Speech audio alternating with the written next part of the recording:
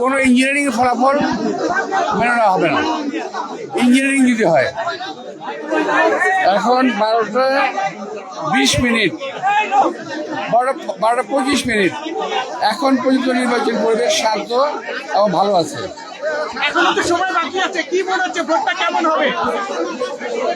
পরেরটা তো বলতে পারবো না এখন, আমি বলতে পারবো এখনকার পর্যন্ত এই পর্যন্ত ভালো আছে, তবে ভোটারের টার্ন আউট কম, আরো বেশি হওয়া উচিত ছিল, এখন হয় নাই।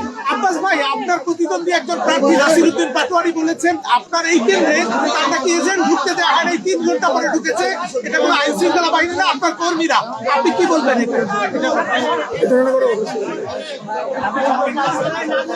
ভাই আমি তো ওদের মতামতের উপর হাত দিতে পারবো না। ওদের বেসিক্যালি পোলিং এজেন্টই ছিল না, নাই। এখন অনেক সেন্টার পোলিং দিতেই পারেনি ওরা।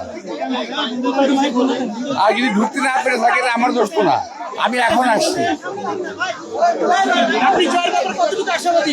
ইনশাল্লাহ আমি 100% আশাবাদী। ফলাফল যাই হোক মেনে নেবেন কিনা? ফলাফল মেনে নেবেন কিনা যাই হোক? কোনো ইঞ্জিনিয়ারিং ফলাফল মেনে নেওয়া হবে না। ইঞ্জিনিয়ারিং যদি হয় মেনে নেওয়া হবে না। ভোট সুষ্ঠু নিয়ে তো সংকট আছে কিনা? হ্যাঁ, ভোট সুষ্ঠু হবে কিনা? বুঝি নাই। ভোট সুষ্ঠু নিয়ে আপনি কোনো সংখ্যা দিচ্ছেন? আমি ভোট কারচুপি এবং ইঞ্জিনিয়ারিং সমস্যা বরাবর কার সঙ্গে করছি, এখনো করছি।